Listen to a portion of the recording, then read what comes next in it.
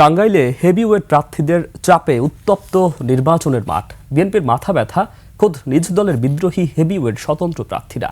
বসে নেই জামায়াত সহ 10 দলীয় জোটের প্রার্থীরাও। এদিকে প্রশাসন বলছে নির্বাচন সুষ্ঠু ও নিরপেক্ষ করতে তারা সব ধরনের প্রস্তুতি নিয়েছে। টাঙ্গাইল প্রতিনিধি কাজী রিপনের তথ্য ভিডিওতে desk report. Lily beauty soap, যার অ্যান্টি এজিং গুণ তারুণ্য ধরে রেখে ত্বকে করে উজ্জ্বল। তারুণ্যময় উজ্জ্বল ত্বকের জন্য রিমার্ক। হেভিওয়েট প্রার্থীদের মধ্যে টাঙ্গাইল ৮ আসনে বিএনপির জাতীয় নির্বাহী কমিটির vice chairman advocate Ahmed Azam Khan, ২ সাবেক মন্ত্রী ও vice chairman advocate Mohammad Abdus Salam Pintu, ৭ জাতীয় নির্বাহী কমিটির শিশু বিষয়ক সম্পাদক আবুল কালাম আজাদ সিদ্দিকী এবং ৫ প্রচার সম্পাদক সুলতান সালাউদ্দিন টুকু। জয়ের ব্যাপারে আশাবাদী সব প্রার্থী। আমি ইনশাল্লাহ ধানের শীষ প্রতীকে 12 ফেব্রুয়ারি নির্বাচিত হলে সখীপুর বাসাইলবাসীর আকাঙ্ক্ষা পূরণ করব।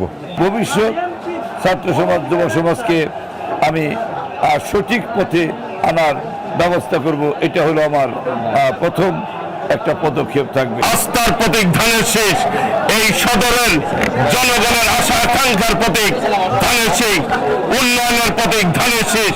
বিজয় এবার ধানের শীষ হবে ইনশাল্লাহ। তবে জেলার 5টি আসনে বিএনপির মাথা ব্যথা খোদ বিএনপির বিদ্রোহী স্বতন্ত্র প্রার্থীরা। বিদ্রোহী হেভিওয়েট স্বতন্ত্র প্রার্থীদের মধ্যে টাঙ্গাইল 3 সাবেক মন্ত্রী ও বিএনপি চেয়ারপারসনের উপদেষ্টা মোহাম্মদ লুৎফর রহমান খান আজাদ, 5 জেলা বিএনপির সাবেক সাধারণ সম্পাদক মোহাম্মদ ফরহাদ ইকবাল, আর 4 আছেন সাবেক মন্ত্রী ও স্বতন্ত্র প্রার্থী আব্দুল লতিফ সিদ্দিকী। আমি জয়ের ব্যাপারে শতভাগ আশাবাদী। আমি মনে করি হরিণ এত জোরে দৌড়াবে, অন্য কোনো প্রার্থী তাকে আর ধরতে পারবে না।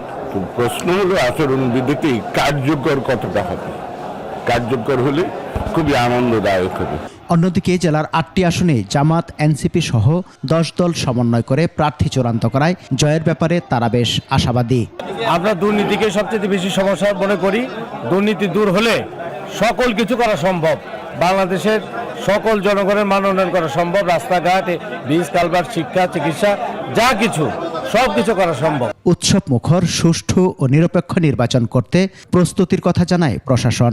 আশা করি সকলের সম্মিলিত প্রচেষ্টায় আমরা টাঙ্গাইলে একটি উৎসব মুখর, সুষ্ঠু এবং সকলের কাছে গ্রহণযোগ্য নির্বাচন উপহার দিতে পারবো। টাঙ্গাইল জেলায় মোট ভোটার 33,34,027 জন, ভোট কেন্দ্র 1063টি। সমর ইসলাম, 21 টেলিভিশন।